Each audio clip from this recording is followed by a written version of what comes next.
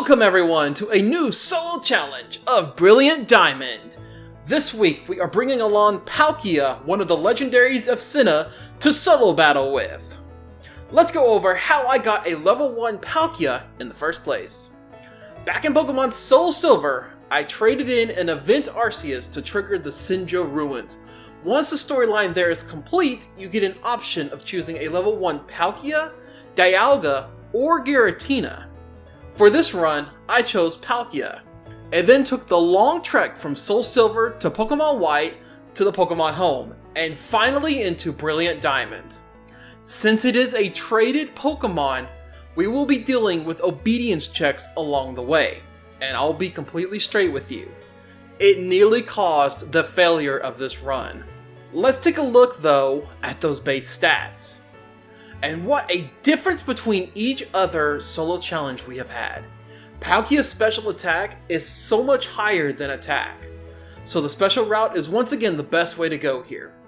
With those stats, Palkia can overwhelm most of the opposing forces we come across, as long as our level does not exceed the obedience check. Next up is the level up moves, and we will start with Scary Face and Water Pulse. Within 8 levels, we get Dragon's Breath. The level up list is actually extremely stacked this time, but we will never make it to Earth Power or Hydro Pump. The TM list for Palkia is way too long for our video, but I'm going to highlight just the main ones. Thunderbolt, Flamethrower, Ice Beam, Dragon Pulse, Shadow Claw, and Surf. These 6 TMs will be our driving force for the majority of the entire game. It's crazy to think that Togepi was extremely difficult to complete, but what does Palkia hold in store for us? Well, you can find out by hitting that subscribe and like button. The Palkia brought over from the Johto region is a bashful-natured one. That means neutral stats with no hindering or beneficial this time. Those stats at just level 1 is already pretty darn strong. And we head off towards Jubilife City, but this time we skip over the school kids. We do not need work up on Palkia with just how crazy the stats are. But our rival appears for the first time. This time, it's our sponsor Power A. Click the card in the top right for more information and use code Cyndaquil for 5% off any purchase. Starly is a 2-shot for Water Pulse. This run, I decided to let the rival have Piplup, mainly for the typing similarities. It takes quite a few of the Water Pulses to take Piplup down since it's resisted to it, but so far, everything is going pretty smooth. Rorik is here to rock out. Palkia is over the threshold of the first obedience check. Each attack has a chance of doing nothing, putting itself to sleep, hurting itself, or actually attacking. As our level goes further and further away from the first threshold of level 10, that check becomes harder and harder to pass. Honestly, I was just passing time here since it's Rorik and we have a water-type Pokemon with a water-type attack. I mean, did you expect anything less from this? Mars happens to be up next, and it doesn't look like I'm leveling up as much as normal. And that's because I'm trying to keep my level as low as possible for the better chances of getting through with little resistance from Palkia. Mars' Pokemon really isn't able to handle much against Palkia, but should Palkia had decided to not listen, we would have been in a heap of trouble. Speaking of trouble, here she is. Gardenia is where I questioned if I should continue trying this run or falter. It was also at this point when the Togepi run began. Gardenia took 59 attempts and over 7 hours of frustration to get a 1 in a million win. All of the attempts were just due to Palkia not listening and being defeated by her 3 different Pokemon. And what I'm showing you here is only the successful run. Crazy enough, if even one turn was a failed attempt on Roserade, we would probably still not have this video up yet. With Gardenia's badge in tow, our obedience level jumps to 30, and so we have a little bit of time where Palkia will obey. With that out of the way, it's Jupiter that gets to feel our wrath. This fight only takes 3 turns, the first to knock out Zubat, and the remaining 2 for the Skuntank. Sadly, we are quite a bit over-leveled, and this will give us that edge to overwhelm the opposing side. This unfortunately holds true for our rival fight as well. Same thing here, except it takes 4 turns. 1 to knock out Starly, 1 for the Roselia, 1 for the Prinplup, and finally 1 for the Ponyta. Even though we are already overwhelming our opponents, we're about to add to that with new TMs from Veilstone. We happen to pick up Thunderbolt, Flamethrower, and Ice Beam from here. The only attack we keep is Water Pulse, and this will carry us until we get Surf from Celestic Town. It's time for Maylene, and we have leveled over the threshold once again. It sucks that we need to defeat the next 2 leaders to get it raised to 50, but maybe Palkia won't be that terrible. Of course, right out of the gate, Palkia refuses to listen, and Meditite places a light screen up to reduce special attack damage. Once we hit with Water Pulse, it confuses the Meditite, and after several more turns of Palkia screwing around, the Meditite goes down. The next Pokemon, Palkia does the same thing and not obey, then confuses the Machoke. It then proceeded to knock itself out because of confusion. Don't you just love when that actually happens? Finally is Lucario, who only cared about raising its stats and gave us a couple of turns to rein in the Palkia again to knock out Lucario. With our 3rd badge in tow, we gain access to Munchlax in the underground. I catch one in order to get the leftovers and place that right onto Palkia. This will be its item for the remainder of the game. It's the return of the Wakester, and as long as Palkia obeys, we are golden here. The only time it actually does not obey is against Floatzel. But that was quickly dealt with, as all 3 of Wake's Pokemon go down fairly easily. With his badge in tow, the level jumps to 50, and I'm here to tell you that obedience will no longer be a thing in this challenge. Palkia never makes it to 50 before Byron, and it is finally smooth sailing and no more choppy waters. All of that being finally behind us, we have the 3rd Final Rite with Power A. Remember, click that link in the top right and use code Cyndaquil for 5% off any purchase.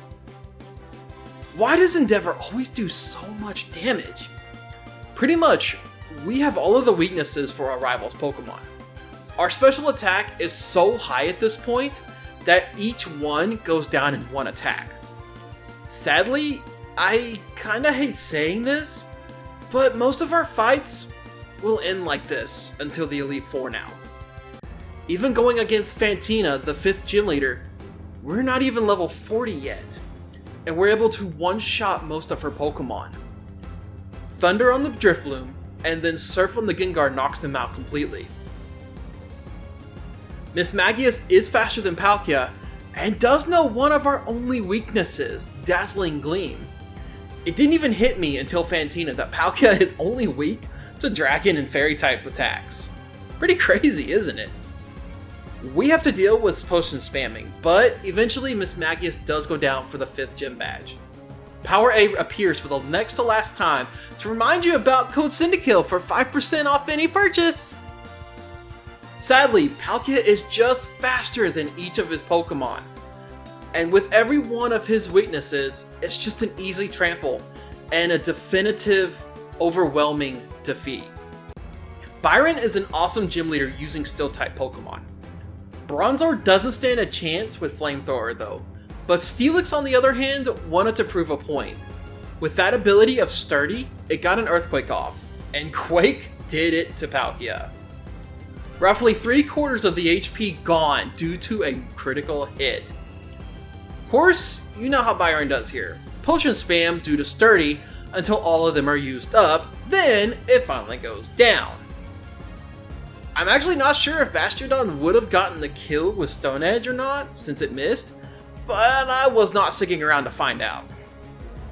With Byron's badge in our possession, the obedience check ranks up to level 70, and we are free for the rest of the game now. We will never hit this until the Elite Four. Thank goodness. While we go through these next two fights with Saturn and Mars, I'm going to take a little bit of time out here and thank you all for the kind words of encouragement behind these new series. It's been great having fun enjoying Pokemon in a different way again. Here's the thing, I've got a lot more challenges planned, and some that actually might take a couple of weeks or longer to actually complete. Now, during those runs, I will have backup runs just in case things kind of go hairy. But the main one I'm thinking of is gonna take a while. Also, I have a Patreon set up if you want to help out with these challenges. There's a link in the cards on the top right of the video, and also a link in the description as well. Finally, we have the join button here on YouTube proper. By clicking that and paying a monthly fee, you gain access to emotes, loyalty badges, and a few other membership perks as well. But that's enough out of me though, and let's get back to the challenge with Candace. Since Snover does Snow Warning and makes it hail at the beginning, our leftovers are going to nullify that damage as we gain the HP back right after the hit. No issues here as it takes a whole 4 turns to knock out Candace. With our overpowered special attack, it was meant to be, plus having Flamethrower as their weakness doesn't really help them that much. Cyrus was not much of a threat either, unfortunately. Once again, Palkia is faster than his Pokemon, and each go down in one attack. Of course, it still doesn't help that we have all of his weaknesses. Palkia can just learn so many damn good attacks. It almost feels like we're using a competitive Palkia, but then again, it's a neutral nature. Saturn is yet another victim of the Taken Down Easily Club. It's crazy to think that we have not done any grinding at all in this game, and I've skipped quite a few trainers. In fact, I skipped the entire gym trainer lineup in Fantina's gym, and still, we are so over-leveled right now. It's these two again. I bring Starly in for this fray, but actually, Palkia is just going to be using Surf, since it hits everything on the field. So, once again, sorry Starly, but you're not going to make it past this fight. It only takes 2 turns, crazy enough, because of this. Mars and Jupiter is actually a really fun fight for me. We get to knock out their Pokemon, as well as some of the rival Pokemon too. Palkia does get confused by one of the Bronzor, but we do shake it off, and it causes us no harm. The next major thing to happen though, was getting paralyzed by Purugly with Body Slam. Once again, it did not actually cause us any harm, and the Heracross from the rival used Brick Break to take care of the barriers. And both Golbats are down the next turn. I know I love using the Cyrus theme during this portion of the run. And it's just such an amazing theme. You only get to hear it twice in normal gameplay, and I love featuring it more. This time around, however, I chose to bring Insane in the Rain's rendition of this theme. If you want to go check out his music, link in the description below. As for the Cyrus fight, it's another wash and repeat. It takes 1 hit on most of his Pokemon, with the exception being Gyarados. This due to the berry that it's holding, reducing super effective electric damage. It's crazy to think that this is normally the hardest part of the run before the Elite Four, but it's basically over in a flash. Dialga could have easily done massive damage to Palkia, but instead it relies on other attacks as well. 3 turns and the box legendary is down. While on the way to Volkner, we do not face any additional trainers unless required in the path. I do this for the remainder of the run since Palkia is just so powerful. Here's a little bit more trivia for you. It took until this gym leader to finally get our friendship high on Palkia. Normally it's around Gardenia when our friendship starts to come into play, but not this time. Also, Volkner takes about 5 turns to go down. That little extra one is in there just due to Ambipom using Fake Out and forcing the flinch. His Pokemon go down in one attack. His Pokemon go down in 1 attack each as well. Now we have the final rival fight of the game, and the final time I get to tell you about how clicking that card in the top right takes you to the Power A website where you can use code Cinekill for 5% off your purchase. Staraptor has Focus Sash, and it always takes 2 turns to knock out, but also gives us Rain Dance to have fun with. This will boost our water type damage by 50%. Rapidash still just cannot handle the rain, and goes down to bring out Snorlax. Snorlax takes 2 turns with its massively high special defense. Seriously, this thing is a special sponge. Crazy enough, the rain stops at just the right time to use Flamethrower at full power on Roserade and Heracross.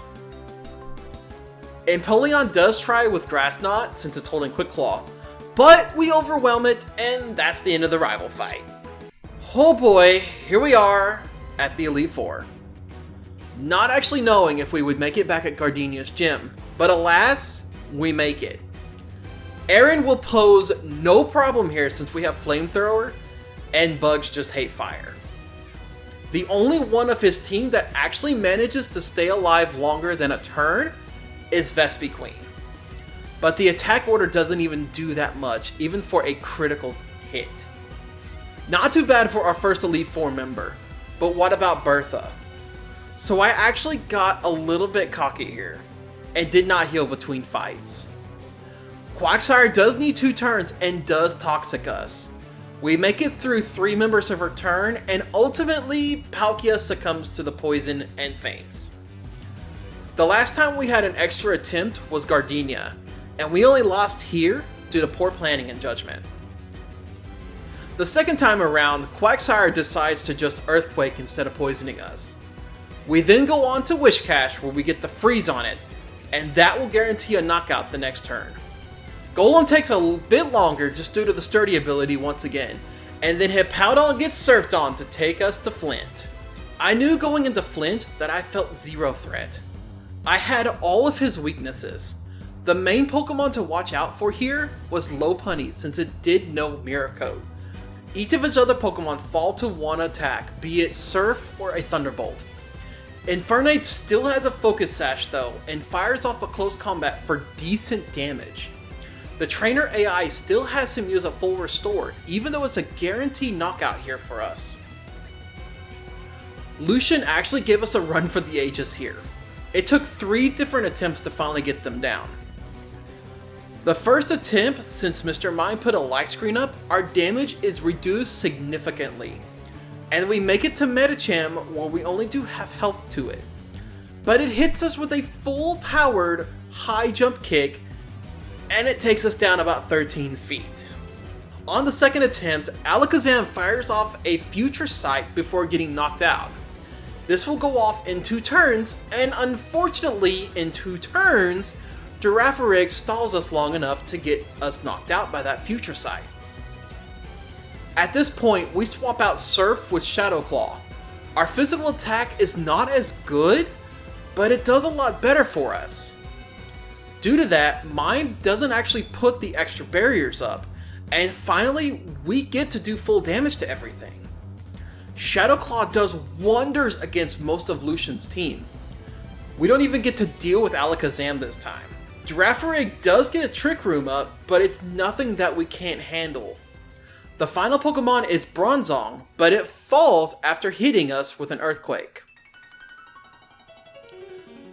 Hello again, Cynthia. It's time to take that throne and rule over all of Sinnoh with Palkia by my side! We bring Surf back in place of Shadow Claw. I was feeling really good about the first run since all of our Pokemon were going down in basically 1 to 3 attacks and dealing very little damage back to Palkia. Then came Melodic. Melodic has Mirror Coat and loves using it. Unfortunately, Thunderbolt doesn't deal enough damage, and we take a 1-shot from Mirror Coat. Next attempt, we make it to Garchomp, but we don't even stand a chance to his Dragon Claws. I'll be upfront with you. It took me 7 attempts, mainly because of the Melodic. And on the final attempt, I actually swapped out Ice Beam for Dragon Pulse, since Garchomp has the berry that reduces super effective ice damage. We also leveled up Palkia to 72 in order to have a better shot at taking her down. Finally, Garchomp leaves Palkia at 1 HP due to friendship, and a Dragon Pulse in its face wins us the day to become champions of Sinnoh. What a wild ride this challenge was, from not being sure if we could actually make it past the second gym to blasting through the remainder of the game. In game time, it was not even 9 hours, but I'd say it took about 13 total, with most of that being mental breakdowns from trying to get past Gardenia. We come back next week with a new solo challenge, this time featuring a Johto Pokemon like no other. I'll catch you next time.